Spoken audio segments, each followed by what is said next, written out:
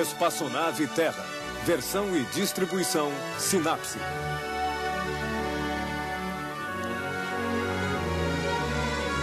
Terra, nossa nave espacial. Bem-vindo a bordo para esta viagem de 1 ano em torno do Sol. Estamos aqui e chegaremos na estação equinócio de outono em 12 semanas. É verdade, a Terra gira em torno do Sol, mas não em círculo, em elipse. Nos primeiros dias de julho, passamos no ponto mais afastado do Sol. Mas então, por que faz tanto calor? Na verdade, a diferença entre perto do Sol e longe do Sol não é tão grande. Há uma diferença bem mais importante. A Terra não se desloca reta, mas ligeiramente inclinada. O eixo da Terra é inclinado. Neste momento, o hemisfério norte está inclinado na direção do Sol. Os dias são longos e as noites são curtas. Mas, principalmente como a Terra é inclinada, os raios de Sol chegam em ângulos diferentes. No inverno, um raio de Sol como este aqui chegava inclinado. Sua energia se espalhava sobre uma grande superfície. Fazia frio. Hoje, este mesmo raio de Sol atinge o solo em ângulo mais reto. Sua energia fica concentrada sobre uma superfície menor. Faz calor. No hemisfério norte é verão. No hemisfério sul é inverno. Temos estações porque o eixo da Terra é inclinado.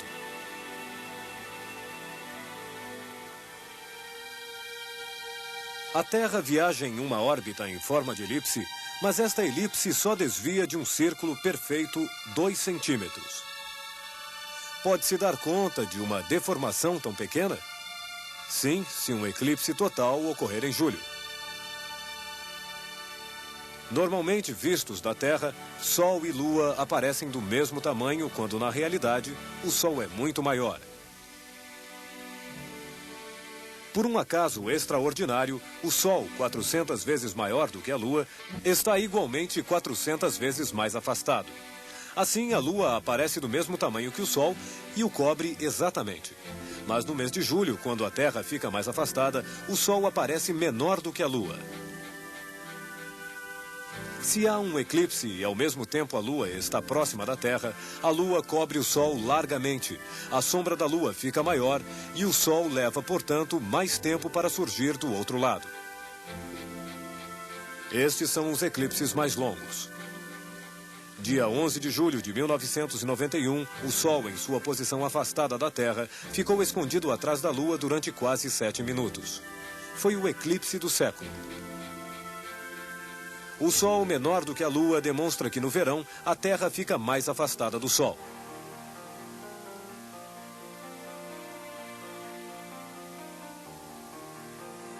A excentricidade de nossa órbita diz respeito a todos nós. Como todos os planetas, a Terra avança mais rápido em seu trecho próximo ao Sol e mais devagar no trecho afastado. Entre dezembro e janeiro, a Terra, aproximando-se ligeiramente do Sol, acelerou. Afastando-se do Sol, a Terra ralenta como um trem que sobe uma encosta. O Sol próximo a atrai mais.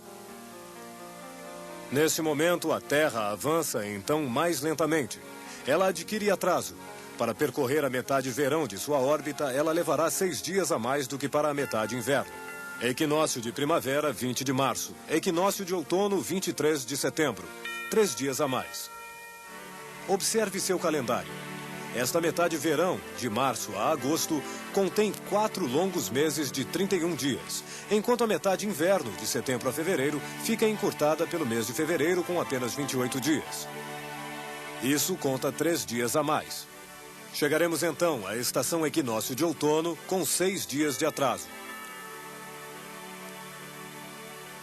Com esta Terra que circula com velocidade variável e nossos relógios que marcam um tempo regular, certamente haverá deslocamentos. Você pode vê-los. Tome referências em sua casa. Repare onde o Sol se põe.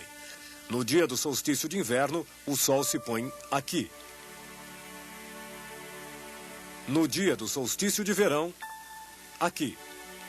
Todo ano, à medida em que os dias se prolongam e se encurtam, o Sol faz um vai e vem e a cada pôr do sol de primavera corresponde um pôr do sol de outono. No equinócio de primavera, o Sol se põe aqui às 20 horas. No equinócio de outono, no mesmo lugar, também às 20 horas. Tudo vai bem, mas 40 dias antes e após o equinócio, as coisas acontecem de forma diferente. 40 dias antes do equinócio, em fevereiro, o Sol se põe aqui às 19 horas. E 40 dias após o equinócio, em novembro, aqui, exatamente no mesmo lugar. E a mesma hora? Não. Meia hora antes, às 18h30. Por que no mesmo lugar, mas não à mesma hora? Porque no outono a Terra ralentou e porque nossos relógios com velocidade regular indicam um avanço. O Sol se põe no mesmo lugar do dia correspondente da primavera, mas nossos relógios marcam meia hora de antecedência. Nossa velocidade de travessia média é de 107 mil quilômetros por hora. Neste momento, a Terra avança mais lentamente, pois com sua órbita elíptica, ela passa no ponto mais afastado do Sol e nossa velocidade é de apenas 105 mil quilômetros por hora, enquanto no inverno, quando a Terra é acelerada pela força gravitacional do Sol, viajamos a 110 mil quilômetros por hora. Se não há uma grande diferença, é porque nossa elipse é quase um círculo, alongado apenas de 2%. Em sua órbita muito mais elíptica, o cometa Halley, que nos visita a cada 76 anos, se acelera durante sua passagem perto do Sol a 200 mil quilômetros por hora, o dobro da velocidade da Terra. Depois, quando ele retorna na direção distante de Netuno, ralenta a 3.600 quilômetros por hora, 30 vezes mais lento do que a Terra. Com uma elipse tão elíptica, pode-se imaginar que o Sol, de alguma forma, lança para longe o cometa, que a meio percurso ralenta para voltar na direção do Sol.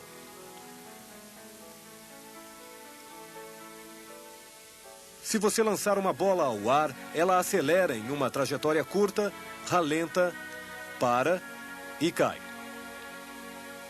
A Terra está em queda permanente na direção do Sol, mas nada de pânico. Nessa trajetória quase circular, as forças centrífugas nos mantêm solidamente, todos em órbita.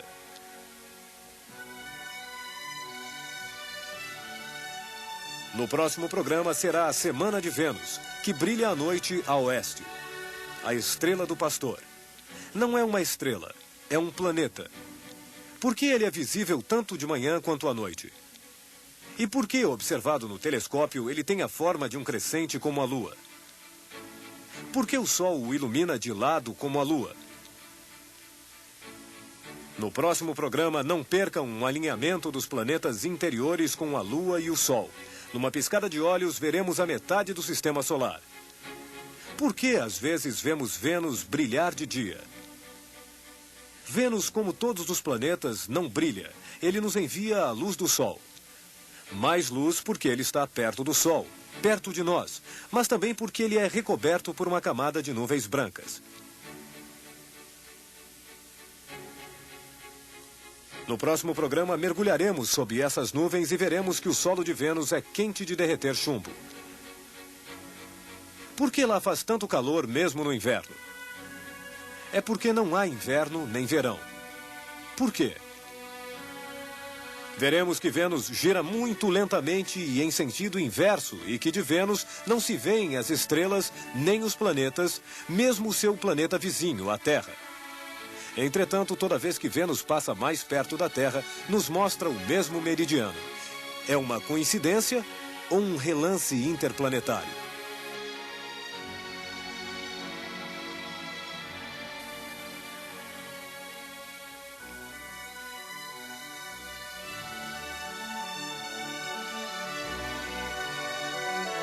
Até o próximo programa. Boa viagem, todos em órbita.